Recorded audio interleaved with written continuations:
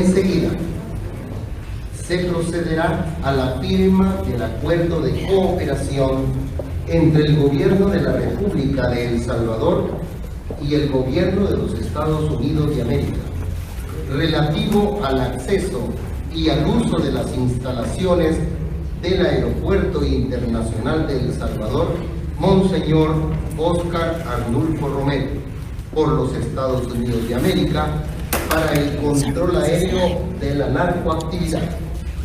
La firma se procederá de la siguiente manera.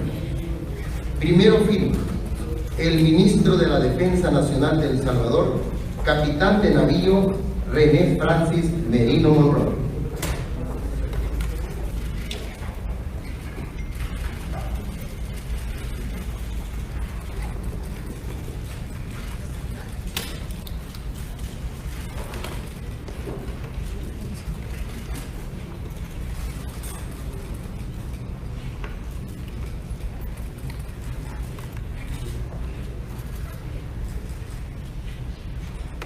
A continuación lo hará el comandante del Comando Sur de los Estados Unidos de América, almirante Craig S. Pompeo.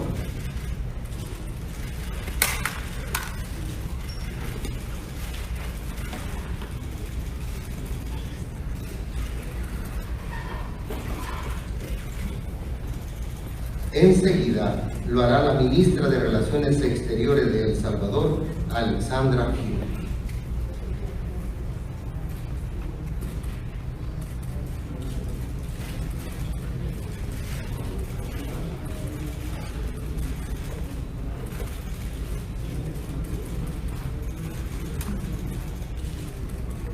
Y finalmente lo hará el secretario de los Estados Unidos de América, señor Michael R. Pompeo.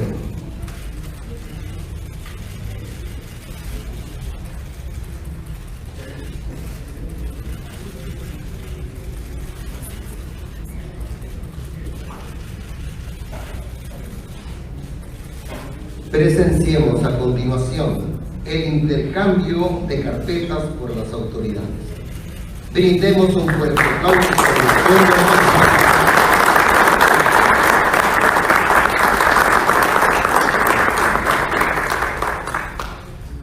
Escucharemos enseguida el mensaje del señor Presidente de la República, Nayib Bukele. Muchas gracias. Thank you very much. I will say my remarks in English so we make our guests feel more comfortable. You have translation?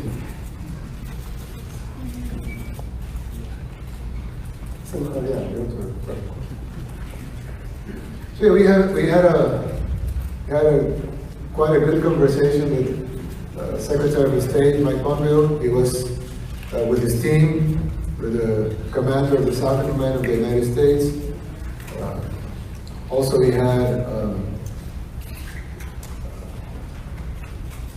our ambassador, well, the United States ambassador to El Salvador, Keith Payne, sorry for saying you're our ambassador like 30 times. We also had Kimberly Breyer, which is the secretary for the Western Hemisphere, part of Secretary Pompeo's team. And we're really happy about that conversation. We talked about long sort of issues concerning counter narcotics, crime, immigration, our bilateral relationship with the United States. And I think it was a very, very fruitful conversation. We had I think we have now a new chapter in the relationship with the United States. So Salvador and the United States, as you know, before, with the previous government, was eroding their relationship with our most important ally. In the United States, we have a huge chunk of our population. The majority for exports go to the United States. The majority for imports come to the United States. Our economy is dollarized. We're so close to the United States. Really, our relationship with the United States is the most important one they have in the world. And before, it was eroded by the previous administration. But right now, I think it's quite clear that the new administration of El Salvador is willing to work 100% with the United States government and with the United States people. And we wanted to say that very clearly, for us, this is our most important relationship, and we want to work and want to strengthen that relationship in all of the areas. Not only but by creating a better economy, better exports, better imports, by fighting crime together. We talk about fighting the gangs together. We talk about interdicting narcotics together. We talk about reducing immigration together. So I think this was a very, very important meeting.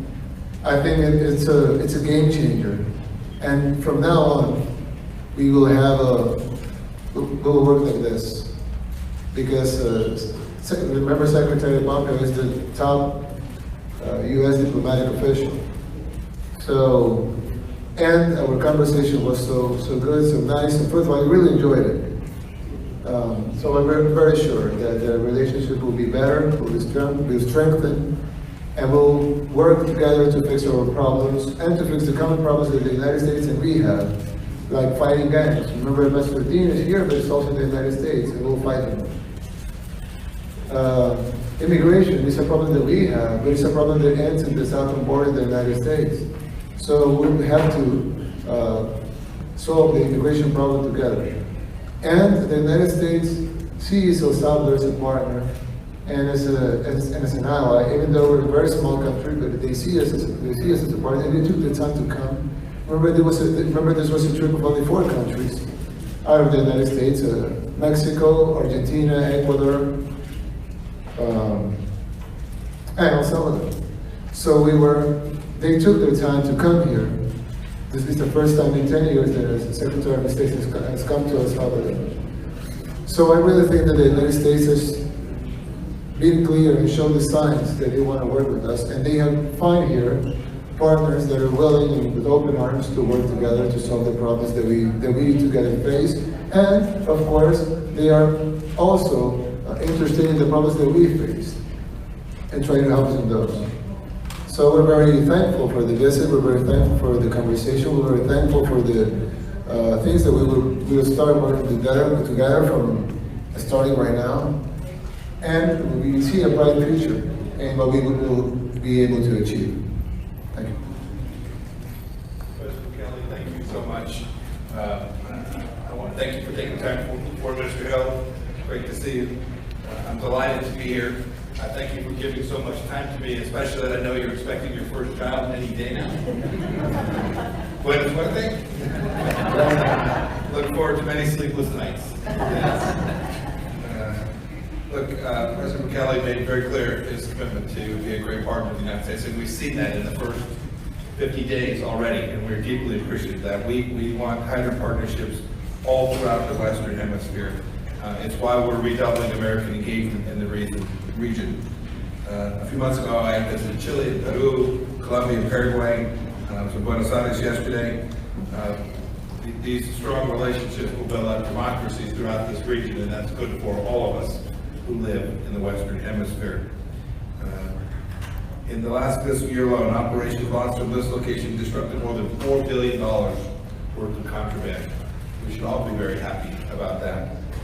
Just weeks ago, on June 17th, we seized a vessel carrying over 7,600 kilograms of cocaine. And I'm confident that our good work together will allow this progress to continue. Thanks in part to the agreement that we signed today. But more importantly, thanks to all the good work that our 2 teams are doing together. So too will the work broadly against to combat the deadly gangs like MS-13, which has left a trail of death and destruction throughout El Salvador and spread violence throughout the United States, where it has presence in over 40 of 50 American states. Since 2017, the State Department and the government of El Salvador have shared information and collaborated to solve these kinds of criminal and gang-related challenges. This impacts our shared security enormously, and each of our 2 countries and our citizens are better off for that. The plague of gangs, drug traffickers in the region is a major contributing factor to another of our shared security concerns, that of illegal immigration. Ending illegal immigration requires lots of hard work, strengthening border security at the U.S. southern border throughout Central America. The Trump administration is determined to achieve this. We are a champion of sovereign rights for every nation. But we've got to address the challenges to cost, This migration, we want people to want to stay in their own countries. Gang violence and poverty are two amongst them, and we want to be a good partner to assist you in reducing these causes for this migration. You're leading the way here in El Salvador, creating literally hundreds of thousands of jobs. The United States is proud to be a partner of choice in your effort to do this. What we call the Overseas Private Investment Corporation, it's a government entity committed over $350 million for a liquefied natural gas facility, power plant here in El Salvador as part of the largest foreign investment in your country's history. It's a vote of confidence in your potential to happen because of fantastic leadership here in your country. Eliminating corruption and combating impunity will pave the path for economic success too. When you have responsible democratic governments guided by the rule of law, people want to invest. They like free economies with the rule of law where they can have confidence that if they do well, they do the right thing, that they can be successful and hire more people. This risk to the region also exists in Venezuela today. It's important that when our shared values come under attack, like-minded democratic countries stand shoulder to shoulder in support of the oppressed. Foreign Minister Hill put El Salvador on the right side of history when she declared at the OAS General Assembly last month that El Salvador does not recognize the corrupt Maduro regime as a legitimate government of Venezuela. This is all great news, great cooperation, but I'm convinced this is just the beginning. El Salvador and its new leadership has made a clear choice to fight corruption, promote justice, and partner with the United States. And together, both of our peoples will reap these benefits. Mr. President, I look forward to strengthening our relationship in the days and months and years ahead. Thank you, sir. Abrimos a continuación el momento de preguntas y respuestas a la prensa, aclarando que únicamente será una pregunta para la prensa nacional y una para la prensa internacional. La pregunta dirigida al señor presidente está a cargo de David Barraza de la agencia AP. Buenas tardes, presidente. No todos los días llega al país el secretario de Estado de los Estados Unidos y pues su visita ocurre luego de que el USAID anunciara el desvío de ayuda económica para Venezuela. ¿Es consecuente esta visita en la coyuntura actual? Well,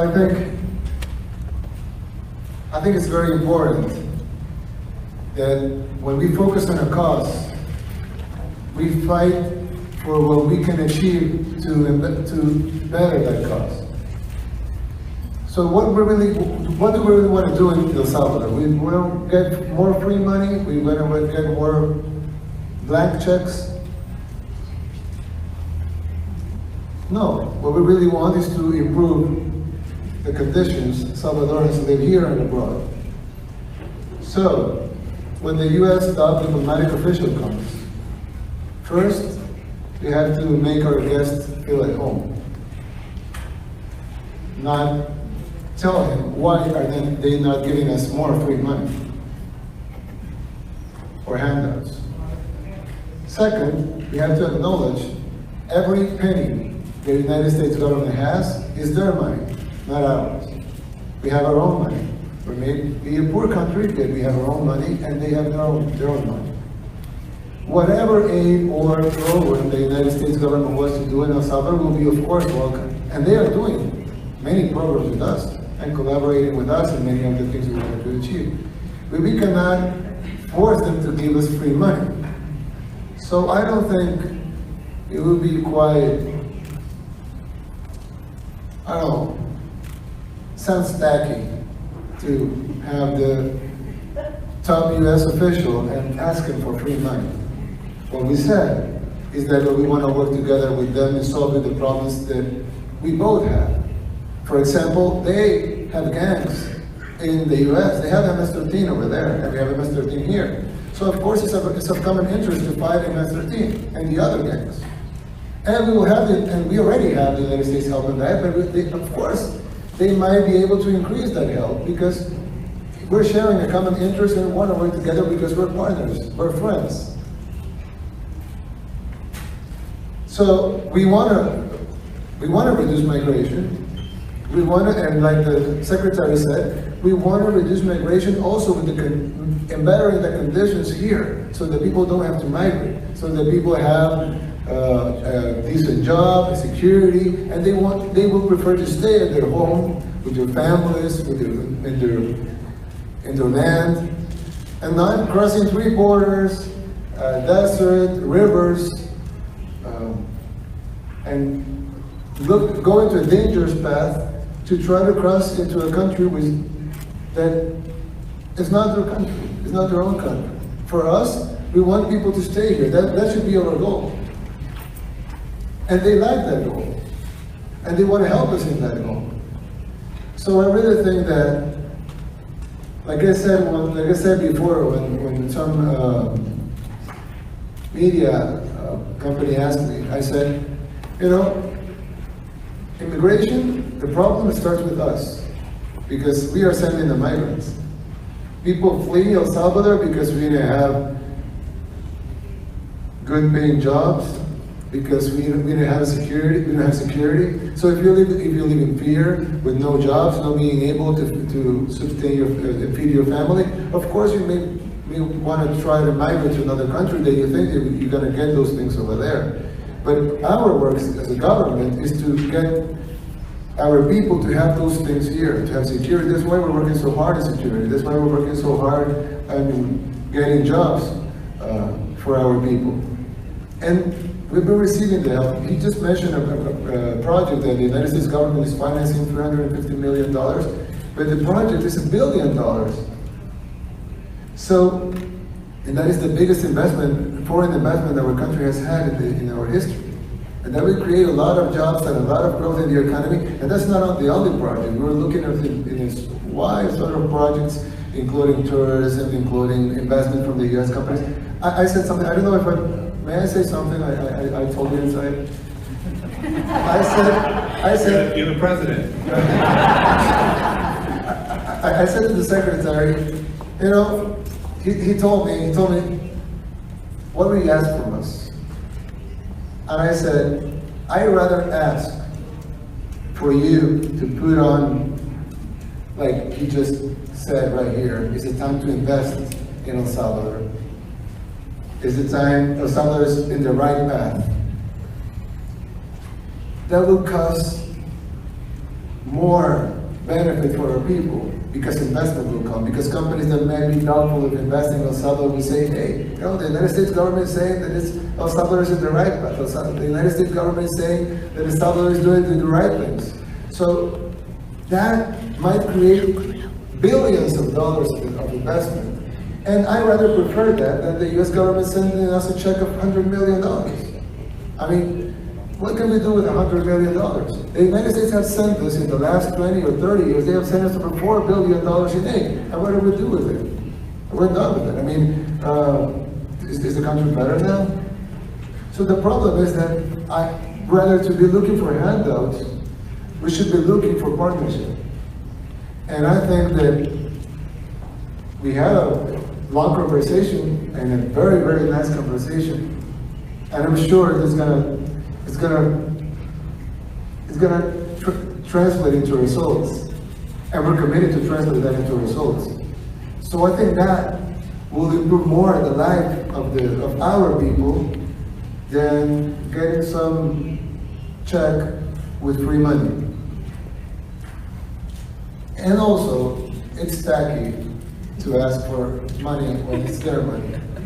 But I'm sure that all the things we're gonna do together in fighting crime, in fighting corruption, in strengthening our institutions, in countering narcotics, in reducing immigration by bettering the conditions of the people here, that's huge. And that's gonna, of course, that's gonna cost, you have to use resources to do that. But let's focus first on what we want to achieve, and then that will probably have a price tag. But I felt that the most important thing was to bind together our goals and what we want to achieve. And if we have a partner as big and as powerful and as important to us and to the world as the United States, of course the end result will be great for us. Thank you. we'll have Cindy Spain from Voice of America. Thank you. I was going to ask a tacky free money question, but I think I'll ask something else. First of all, for President Bukele, it is clear that this issue of both countries want to stem the flow of migration, and it's a regional issue with your other neighboring countries. Did you discuss the issue of safe third country status and the whole as a regional issue? No, we didn't discuss that exact issue. But we focus on, that's what, I'm really happy about this meeting for several reasons. First, because the meeting took place, right? That's very important. But not only that, but also, everything that we spoke, in the whole meeting, the whole time, we were on the same page. The whole time. And that says tons of what we can achieve, because in every topic, we were on the same page. I think probably, I don't know, subconsciously, we didn't raise issues that will probably erode the conversation. Because we're trying to seek a partnership and a friendship here. And we're trying to strengthen our ties with our ally. So, we focus more on what we can achieve together, and rather in things that, you know, we might not be 100% on the same page. So the whole meeting was the things that were on 100% on the same page. So I think, like I said before, if we focus on the results and what we can achieve, we want to reduce migration, both of us. We want to reduce migration. We want people not to die in the deserts or being kidnapped for selling their organs, or little girls being kidnapped to being sold as sex slaves. I mean, we want to end this. And the United States is willing to help us to end this. And we want to counter narcotics, and the United States is willing to help us, and the United States wants us to combat narcotics, and we're willing to help them in that. We want to combat illegal smuggling of people and contraband, and we're working that together. We want to better the conditions here, so people don't have to flee their homes and their country because they're afraid the gangs will kill them, or because they cannot find a job.